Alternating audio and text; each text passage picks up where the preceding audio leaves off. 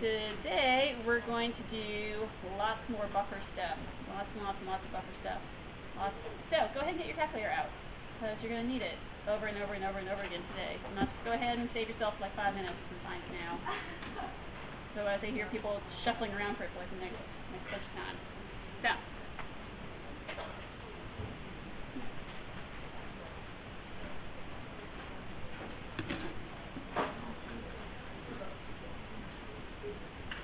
Alright, so first thing, right, we'll go over again how to prepare a buffer, and then we'll look at a bunch of practice problems about how to make buffers and how does the pH change and not change after we add some acids and bases.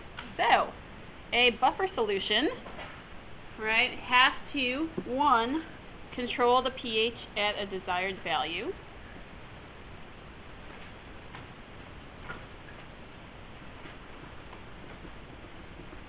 Alright, so remember,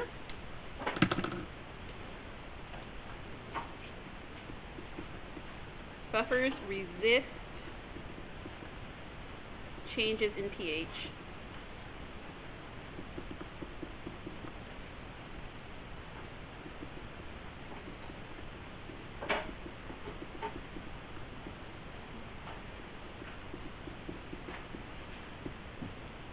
With the addition of either an acid or a base. Right, so they don't not change pH. They will eventually change pH, but if you add a little bit of acid or a little bit of base, it'll resist the change. It'll be able to hang tight for a while, and then eventually it'll push it over the edge and it'll change pH value. It's going to depend on the strength of the acid and how much acid. It can be any kind. Yeah, if it's a strong acid, right, it's going to take very little. If it's a weak acid, you could add more because it doesn't associate very much.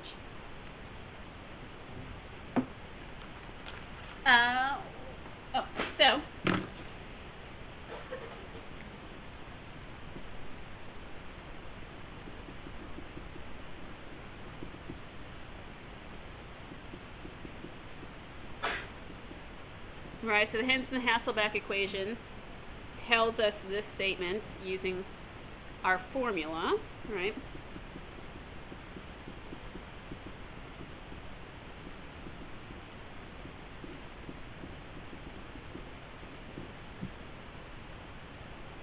So the pH is related to the pKa of the acid plus the log of the ratio of the base to acid.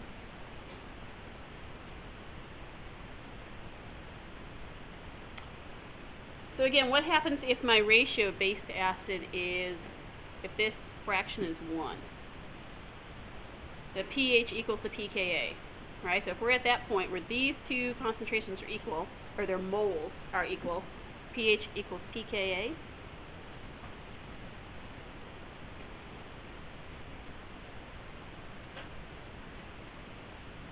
So if I want to be able to control the pH at a desired value, right, if I want to make a buffer of pH 5, what pKa should I be looking for? 5, right? If I start off, if I want this to be 5, if I use an acid that has a pKa of 5, then I can just make this ratio 1. Right? I know how much to add of each, and then I'll have the exact buffer I want.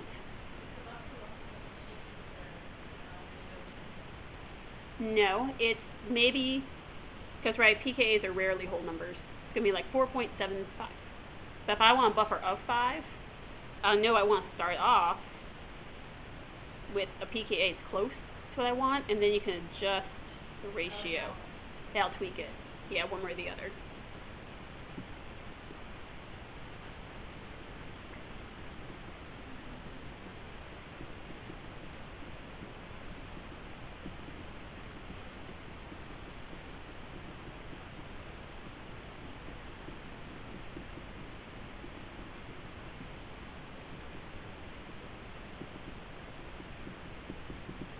So to make a buffer of desired pH, you're going to choose an acid, or choose a buffer, with a pKa near the desired pH, and then we can adjust the ratio to get to the exact number that you want.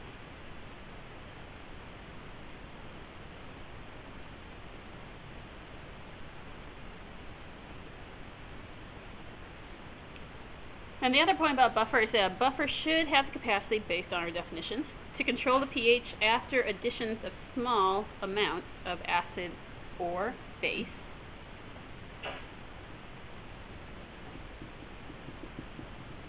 For addition of large amounts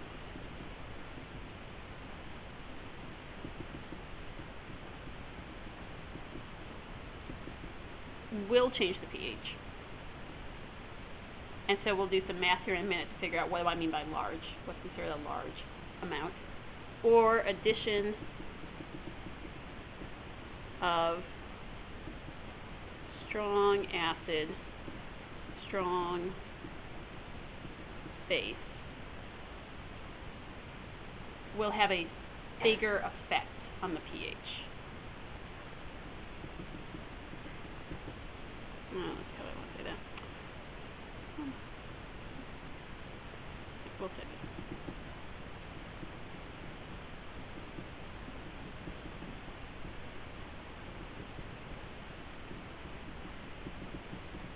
Alright, so you don't have to add very much strong acid, strong base to change the pH. This is a terrible sentence, but that's what I mean. Addition of strong acid or strong base will change the pH with a little addition of this strong acid, strong base. Write that as an actual sentence, not what this is. Yeah, okay, good. Yeah. I started off with one idea of a sentence and I changed past mid-route, and now that's actually two terrible ideas squished together. So, and now I'm stuck with it. Now it's on YouTube. Sorry. Alright, so let's look at some examples of how to make buffers. And then we'll calculate how the pH will change with addition of acids and bases. So,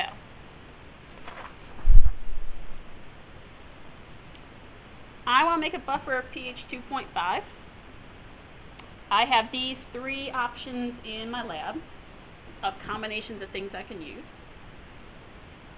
We need to figure out which one is the best option, and then figure out what ratio of conjugate acid to base to use to make the buffer I want. So it's a two-part question. So let's think through my options. What is option one? What are these two things? Right, that's a strong acid, and then what's that? Ooh, it's not a strong base. It's a salt. So I have a strong acid and a salt. Does that make a buffer? You should all be shouting, definitely not. Right? Buffers have to be a conjugate acid base.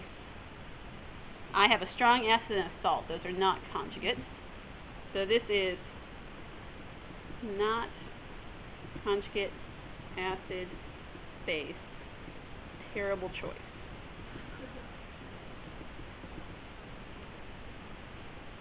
There's like a 99% chance a question like that's going to be on the multiple choice section of your exam, where it's going to be like, which of the following would be the best buffer option, and one's going to be this. It doesn't make a buffer. It doesn't matter what it is.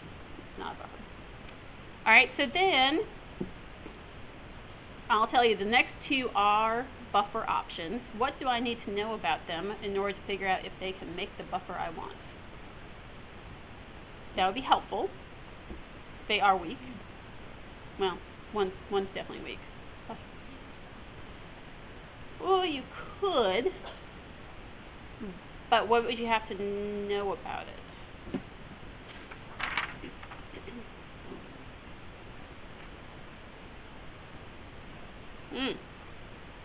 So, in order to pick the correct buffer, what do I have to know about my buffer options? I need to know their pKa's. Alright, so here we go.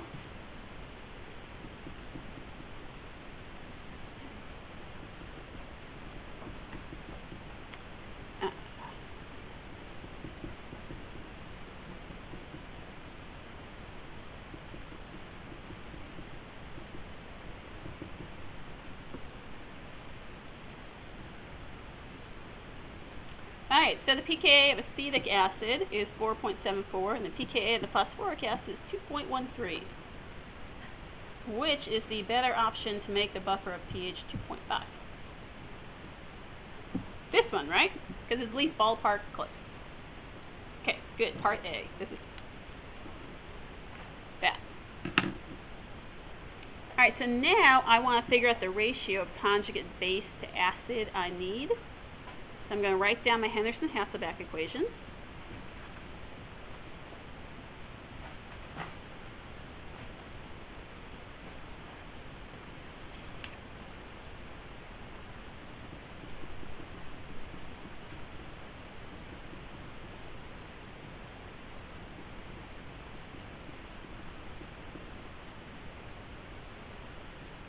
Alright, so what do I plug in for the pH? 2.5. What do I plug in for the pKa? Right.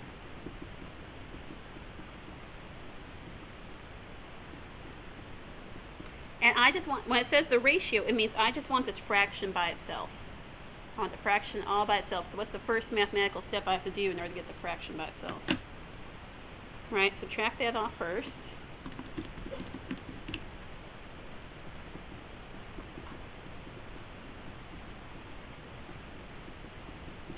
And then how do I get rid of that log?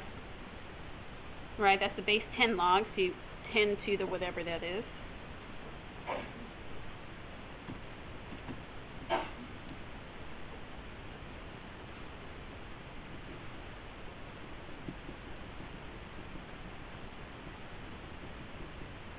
Alright, so if that's my ratio, how much base do I need to use compared to acid? Right, so it's really saying implicitly this, right? That's the same thing. So I could say I need 2.3 times as much base as acid.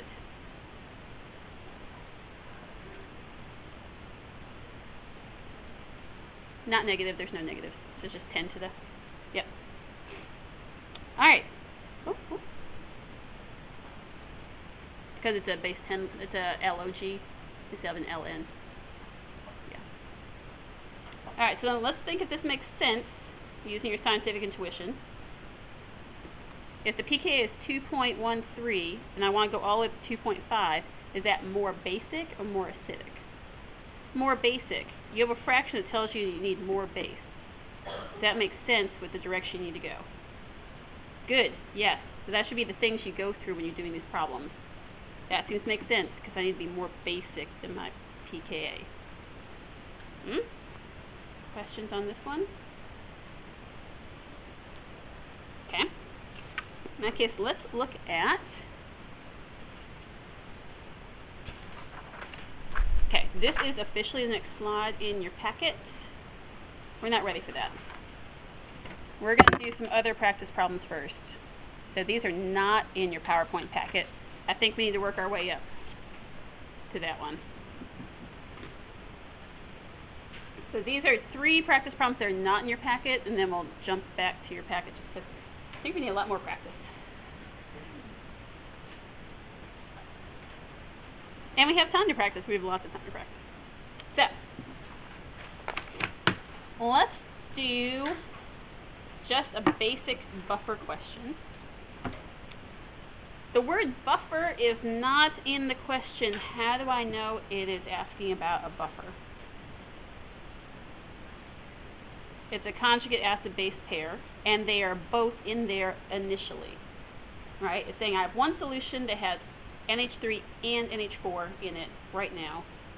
So even though the word buffer is not in the sentence, that's the definition of a buffer. Okay? So if I have a buffer and I want to know the pH, which equation do I now use? The HH equation, okay?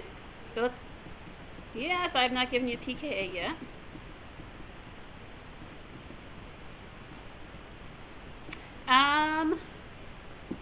Yeah, I gave you the ratio, but you also need the pKa, otherwise you'd have 2 unknowns. Right. So do I give you the pKa of the NH3 or the NH4? Which one of those two is the acid? This one, right? So I need to give you the pKa of the NH4+, which is...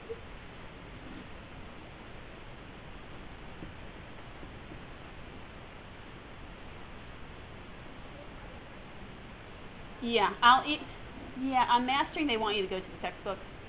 On an exam, I have to give you the pKa's and the Ka's and whatnot, just because you don't have time to go looking things up. I may just give you a table, though.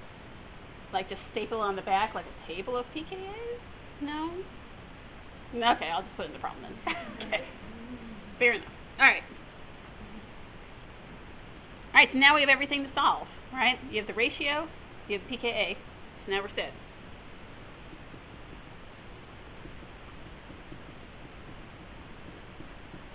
So which value do I put on the top? The point, this one, or this one, the 0.15 or the 0.18?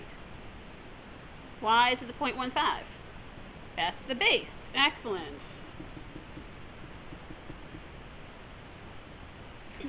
It is all about that base. It really is.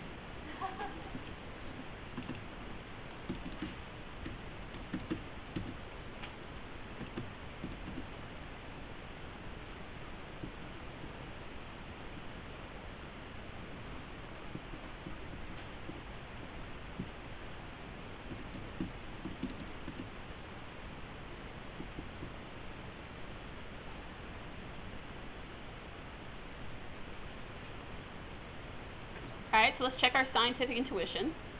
We had the pK of 9.24. What is there more of in my solution, acid or base? Right, there's more acid, right? The fraction has a bigger denominator. And so it means my solution should end up more acidic than the pKa starts us off at. Is that what happens? Yes. Right, if these were 1-to-1, my pKa would be equal to the pH, but I have more acid, so it ends up being a lower pH than we started off at. Yeah. Okay, good warm-up. Let's do some challenging ones.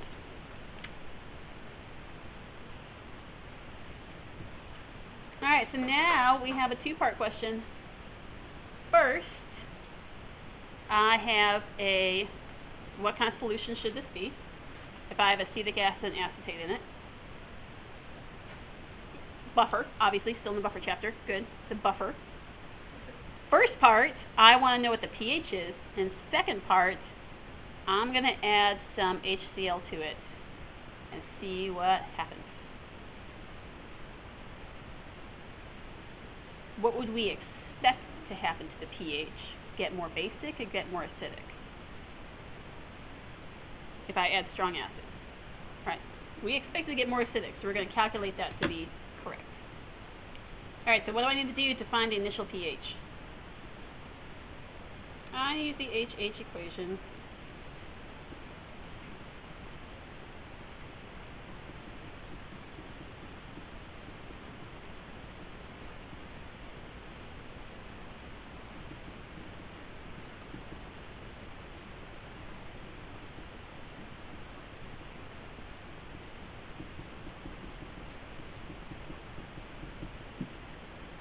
How do I know it's just 4.74 without even doing any math? The log of 1 is 0, right? And I purposely set it up so that you don't even have to do any calculations for the first part. Alright? They're equal, pH equals pKa. So initially, my solution has a pH of 4.74, just like pKa. Alright, this is now where the problem gets tricky.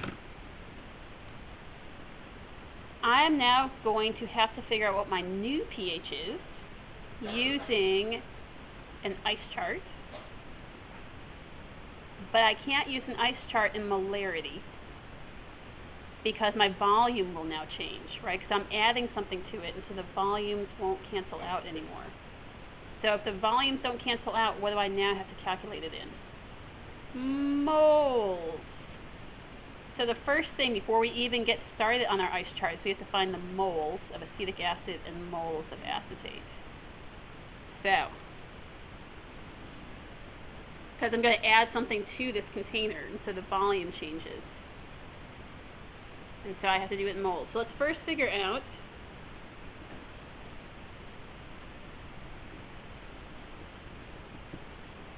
if I want to figure out moles of acetic acid, what do I need to, I don't know, what's the first thing I want to get started with?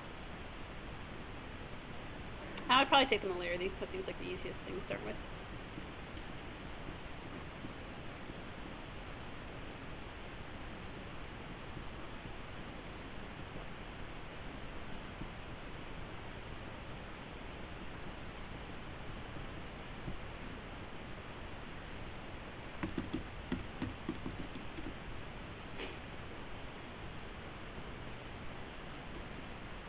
Alright, so I have 0.065 moles of acetic acid.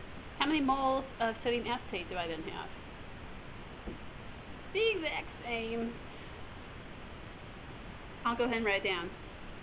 That's going to be the exact same.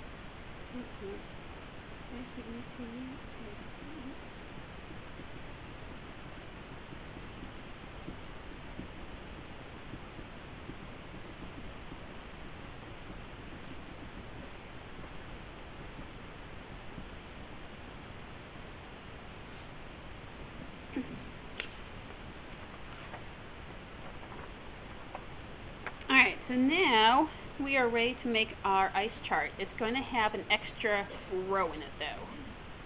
Okay, so before we had initial change equilibrium.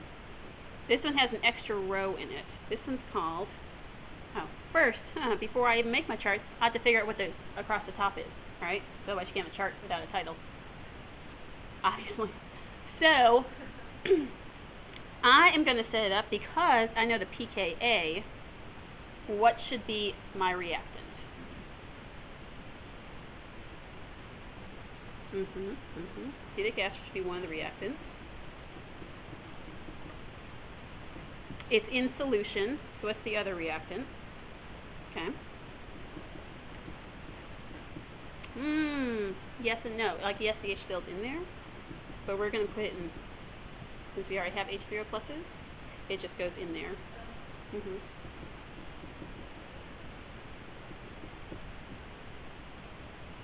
Alright, so I have my acid and my conjugate base. And now we can set up our, it doesn't have a snazzy name because it has a weird extra letter. So we have initial, just like we had before. Now we have a new row called added, because I'm going to be adding stuff to the solution as time goes on. Then change, then equilibrium. IACE. Has to have someone has probably a good acronym. IACE. Yeah, no. Alright, so now we're ready to fill in our IACE chart. Yeah, IACE chart. Alright, so what do I have initially moles of acetic acid? Yeah, okay. What do I do about this water? Yeah, just placeholder. Do I initially have any HCl in my solution? No, initially there is none.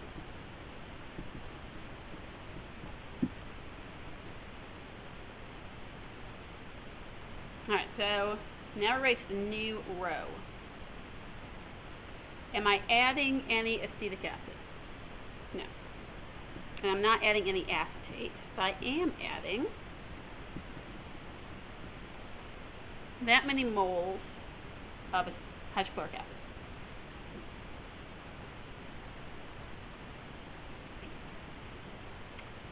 Alright, so our question now is, how is that going to change these other mole amounts? I have now added to this side of the equation.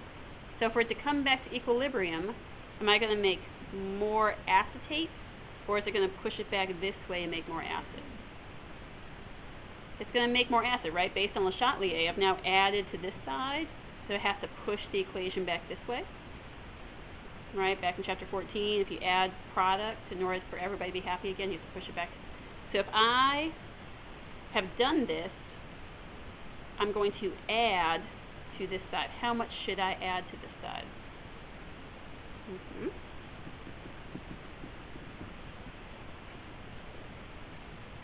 There are no x's because we know everything. Right, and so I'm going to use up all of this. And if I use up some of this, it's going to add some to here. But if it adds some to here, in order to maintain equilibrium, it's also going to add some to here.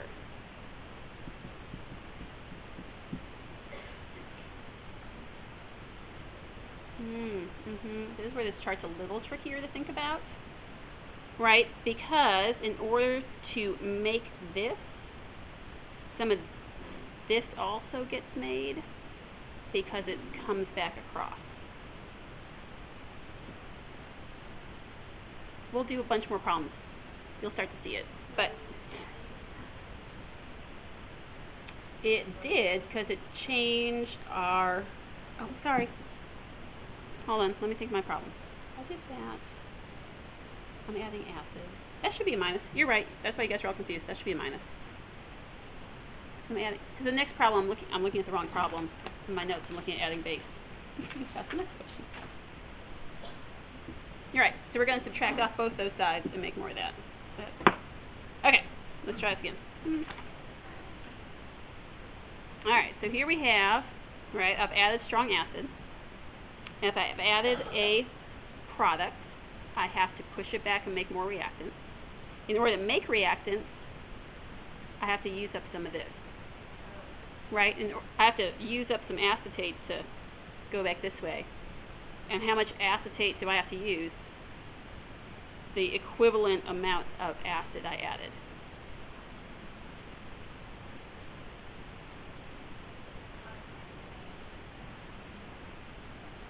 Oh, because this has to be equal to that, right? I'm not adding any more carbons in there.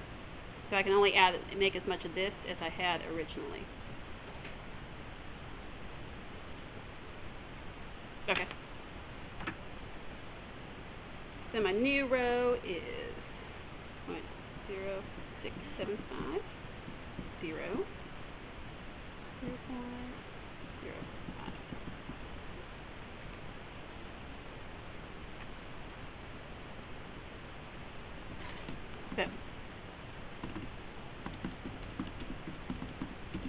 Okay.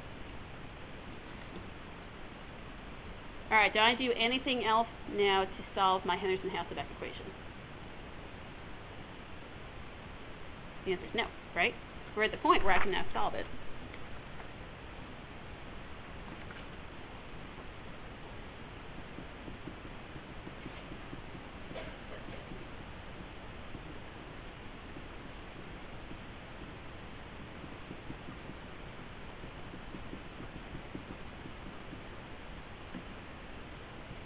Alright, so now I have my base.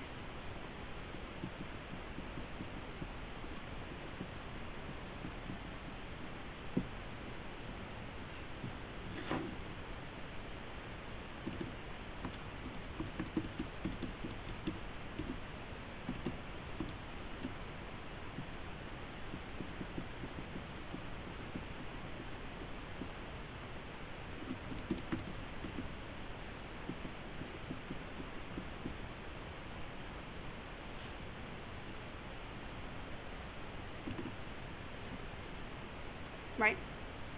Has the pH become more acidic? Yes, right? I was at 474, and now at 4767. Right, so the pH didn't change very much even though I added some acid, but it went in the correct direction. Right, we expect to get more acidic, and it did. Alright, how about we do another problem, almost identical, but instead of adding acid, we'll add some base. Super identical, like let's imagine I had the exact same problem.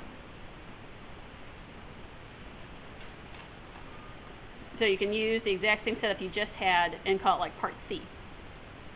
Now I had the original solution. We'll make it this. We'll make it the exact same. 250. So we had the exact same solution back in its original state.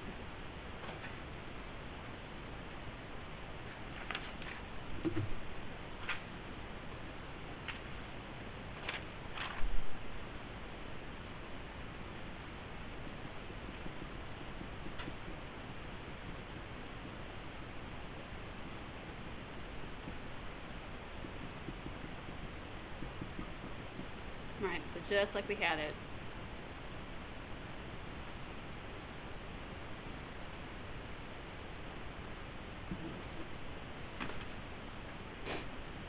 Okay. Oh, yeah.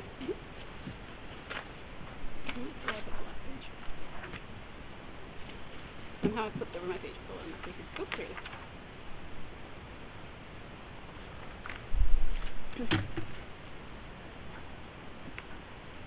Fine.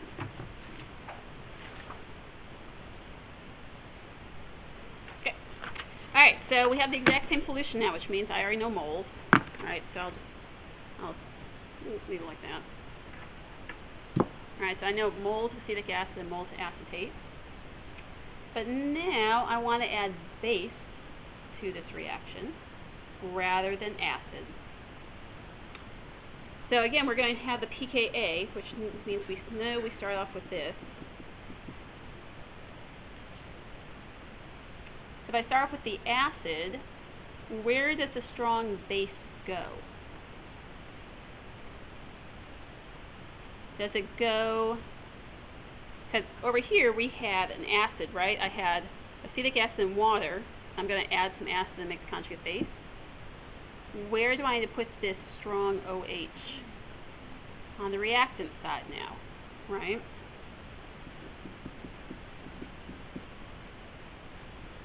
Because the strong base has to react with the acid, right? The acid I'm putting in there. In this case, the strong acid reacted with the conjugate base. It will have water as the product. Right, because now I'm going to make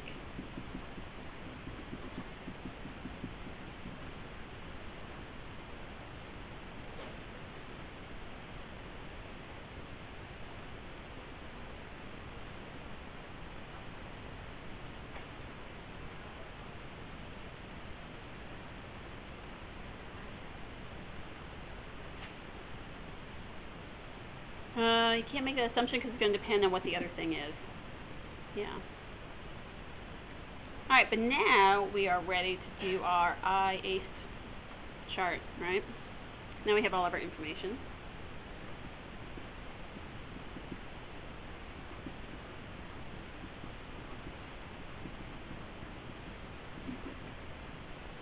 Alright, what do I need to put for the added? Did I add any of the conjugate acid or base? No, I didn't add any of that. It tells us we added 0.002 moles of sodium hydroxide, or strong base.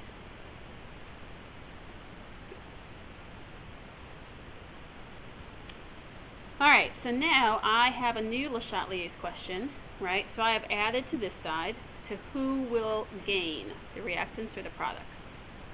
Products, right? We're going to add over here. We're going to use up all of this. And again, I have to subtract it off of this side. Alright, because I have to use up as much as I gained over here. So I'm left with none of this. What is this?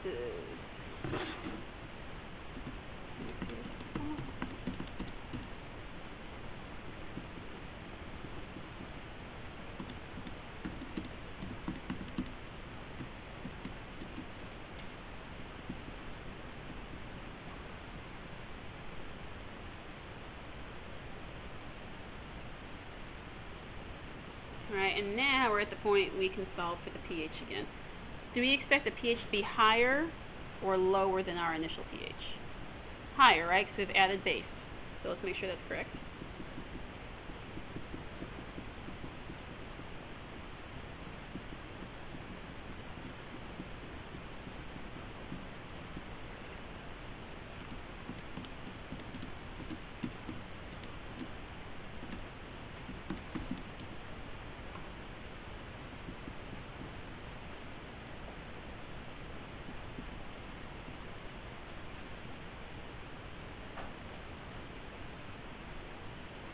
Is it in the correct direction? Did it change by a lot? Which makes sense, right? We have a buffer, and even though I added some strong base, the pH was able to compensate for it.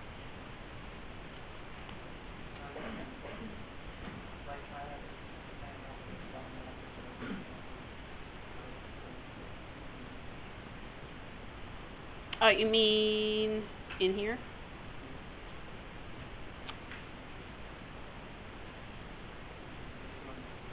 Yeah, so it's going to be a strong base, which means it all makes OH minus. if I was adding a weak base, this number would not automatically be this number. Right? You'd have to do 2 ice charts, which we're not ready for yet. Yeah, we'll do some double ice charts here in a little bit. If I do add a weak base to a weak acid, yes. First figure out how much OH will the base make, and then plug that into how much will it change the buffer. And then we'll be able to predict titration curves. Okay, I'll make sure. Okay, you guys are all riled up, super excited.